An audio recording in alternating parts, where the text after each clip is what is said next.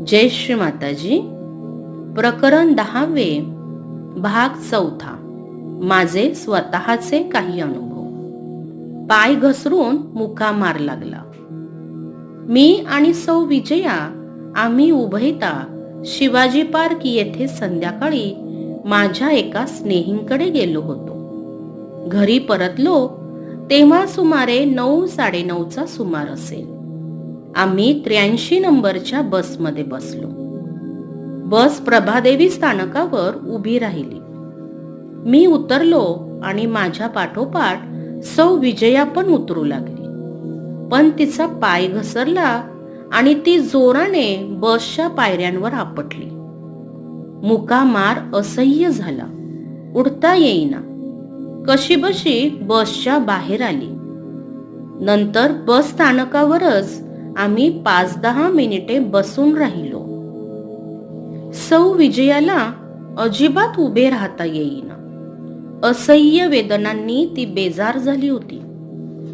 लगेच मी स्वतःला बंधन घातले आणि माताजी श्री निर्मला देवींचे स्मरण केले आणि सौ विजयाला पण बंधन घातले आणि चैतन्य लहरींद्वारे चक्रांवरील बाधा तपासली. तेव्हा स्वादिष्टान, मणिपूर, अनहत, विशुद्धी आणि थोडेसे मूलाधार आणि आज्ञा या चक्रांवर आणि दोन्ही हातांवर तीव्र बाधा असल्याची जाणीव झाली. नंतर प्रथम सौ विजयाचे दोन्ही हात माझ्या हातात धरून प्रत्यक्ष चैतन्य लहरी देण्यास सुरुवात केली. 4-5 मिनिटात तिचा रडका चेहरा सावध झाला. तेव्हा मला जरा बरे वाटले. नंतर त्या चक्रांची क्रमवार बोटे हातात घेऊन त्या चक्रांवरील देवतांची नावे 21 वेळा घेण्यास सुरुवात केली. सर्व चक्रांवर उपचार पूर्ण होताच तिला उभे राहता येऊ लागले. मी लगेच तिला बंधन घातले आणि चक्रांवरील बाधा तपासली. तेव्हा तीव्रता कमी असल्याची मला जाणीव झाली. मला हायसे वाटले, कारण एवढ्या रात्री म्हणजे 10च्या सुमारास डॉक्टर कोण भेटणार, हॉस्पिटलमध्ये कुठल्या जायचं वगैरे विचारांचे मनात वादळ निर्माण झाले. मी तिला म्हटले, आपण टॅक्सी करून घरी जाऊ आणि पाहू.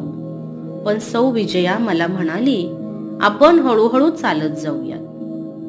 नंतर आम्ही कसेबसे हळूहळू चालतच घरी आलो, कारण घर 3-4 मिनिटांवरच होते.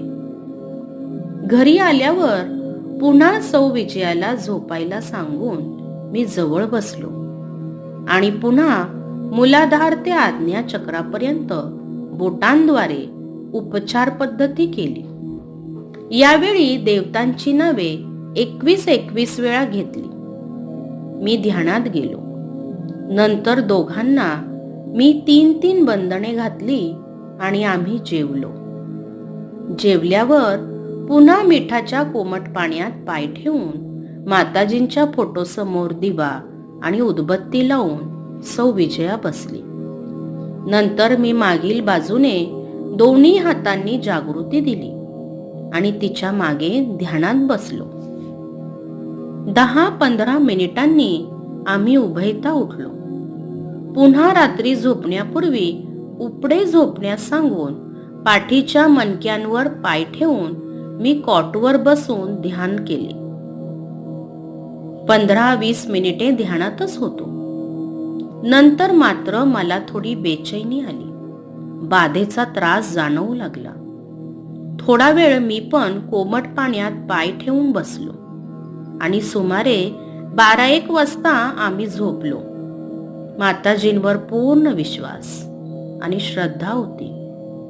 सकाळी उठल्यावर सौ विजयाला विचारले, आता तब्येत कशी आहे, अजून दुखत वगैरे आहे का? त्यावर ती म्हणाली, मला आता पूर्ण बरे वाटले आहे. हे बोलणे ऐकून मला समाधान वाटले. मला तर वाटले होते की हॉस्पिटलमध्येच जावे लागेल. मुका मार फार बसला होता, तर त्याची जाणीव दुसऱ्या दिवशी फार जाणवेल.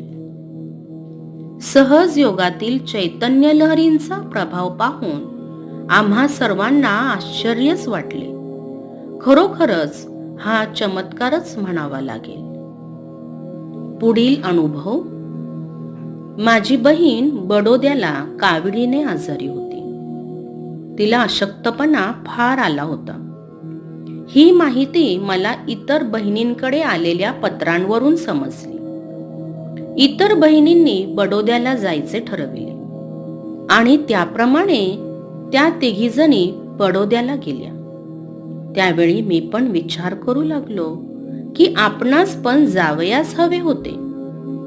नंतर थोडा विचार करून मी बडोदा या ठिकाणचे नाव आणि माझ्या बहिणीचे नाव मनात 3 वेळा घेऊन अंतराळात हात करून ध्यानात गेल्यावर तिची आजारपणाची स्थिती काय आहे हे चक्रांच्या गरम चैतन्य लहरींच्या सहाय्याने जाणून घेतले आणि मनात विचार आला की तिची तब्येत अति काळजी करण्यासारखी नाही. तेव्हा मी शांत झालो आणि माझ्या आईला आणि सौ विजयाला म्हटले की तिची तब्येत बरी आहे, काळजी करण्यासारखी नाही.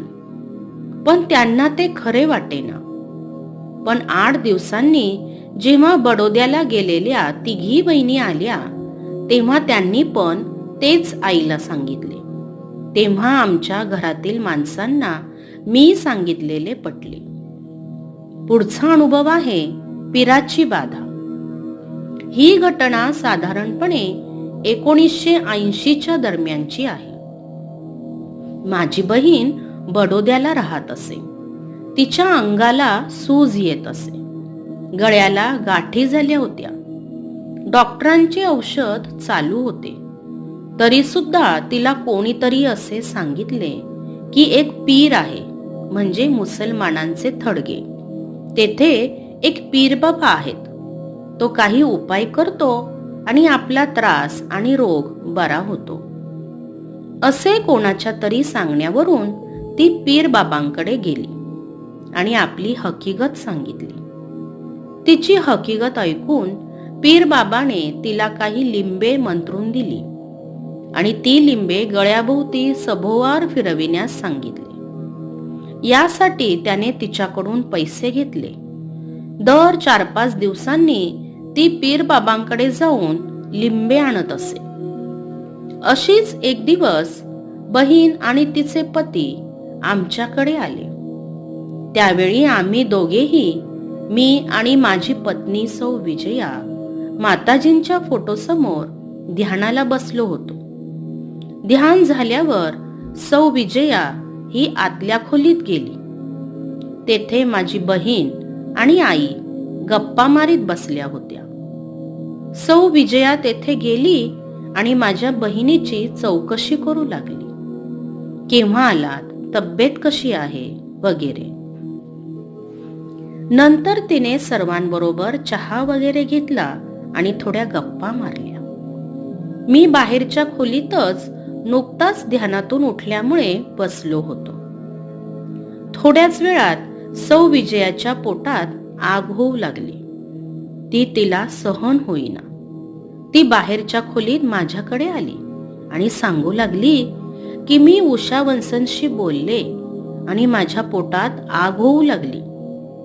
आणि तिने मला पोटाचा भाग दाखविला तर जेथे आग होत होती तो भाग लाल झाला होता आणि त्यावर पुरळ आले होते. मी पाहिले आणि मला थोडा रागच आला. मी मला बंधन घातले आणि बाहेरच्या खोलीतूनच आतील खोलीतील चक्रे पाहिली. तेव्हा मणिपूर, आज्ञा, विशुद्धी वगैरे चक्रांवर फारच गरम चैतन्य लहरी जाणवू लागल्या. मी आतल्या खोलीत गेलो आणि सौ उषाला म्हणालो, तू बडोद्याहून काय घाण आणली आहेस? त्यावर आई आणि सौ उषा दोघी माझ्याकडे आश्चर्याने पाहू लागल्या. तेव्हा मी आईला म्हणालो, हिने काहीतरी घाणेरडी बाधिक वस्तू आणली आहे. तरी तिचे उत्तर नकारात्मकच होते. शेवटी मी ध्यानात गेलो. माझ्यात निर्विचारिता आणि चक्रांची स्थिती सामान्य आहे का ते पाहिले आणि तिच्या ट्रंकेकडे म्हणजे बॅगेकडे माझे हात वळविले आणि पाहू लागलो. तेव्हा बॅगेकडून गरम चैतन्य लहरी जाणवू लागल्या. त्यावेळी माझी नक्की खात्री झाली आणि मी तिला विचारू लागलो की बॅगेत काय आहे. तेव्हा ती म्हणाली, काही नाही, कपडेच आहेत. त्यावर मी जेव्हा फोड करून विचारले की बॅगेत कोणी भारावून दिलेली लिंबे, अंगारा वगैरे आहे का, तेव्हा ती म्हणाली, अरे तसे काहीच नाही. जेव्हा मी रागाने पुन्हा विचारले तेव्हा ती कबूल झाली आणि तिने मला सांगितले की मी पीर बाबाकडून औषध म्हणून लिंबे आणि अंगारा आणला आहे. त्यानंतर आम्ही बाहेरच्या खोलीत आलो आणि मी सौ विजयाच्या पोटाची स्थिती आई आणि उषाला दाखविली. त्यावेळी त्या दोघी थक्कच झाल्या आणि म्हणू लागल्या, हे असे कसे झाले आणि तिलाच का झाले, आम्हाला का झाले नाही. त्यावर मी त्यांना म्हणालो, जर मळके कापड असेल आणि त्यावर जर 4 डाग पडले तरी ते समजत नाहीत आणि जेव्हा स्वच्छ कपडा असेल तेव्हा त्यावर एक जरी डाग पडला तरी त्याकडे आपले लक्ष जाते. आत्ताच आम्ही ध्यानातून उठल्यामुळे सौ विजयाची चक्रे स्वच्छ होती. त्यामुळे बाधेचा त्रास तिला ताबडतोब जाणवला. त्यावर त्या दोघी मला म्हणाल्या, तुला का त्रास झाला नाही. त्यावर मी त्यांना म्हणालो, मी निर्विचारितेत होतो आणि मला 3 वेळा बंधन घातले आहे. त्यामुळे चैतन्य लहरींचे कवच माझ्या भोवती तयार झाले. त्यामुळे मला सौ विजयासारखा त्रास झाला नाही. मग सौ उषा माझ्या समोर बसली आणि माझ्याकडे पाहू लागली. तेव्हा ती घाबरली आणि तिच्या अंगावर काटा उभा राहिला. तिला बोलवेना. मग मी म्हणालो, शांत हो, तुला आता पटले ना की आपण जे काय आणले आहे ते वाईट आणि त्रासदायक आहे. त्यानंतर ती आणि आई शांत झाल्या. मग मी त्यांना सांगितले की आता मला पहा, सौ विजयाच्या पोटाची आग आणि लालसरपणा 5 मिनिटात श्री माताजींच्या चैतन्य लहरींद्वारे जाईल. त्या दोघी आश्चर्यचकित झाल्या. नंतर मी सौ विजयाला डावा हात खिडकी बाहेर काढण्यास सांगितले. माझ्या चैतन्य लहरी तपासून त्या सामान्य असल्याची खात्री केली. बंधन घातले.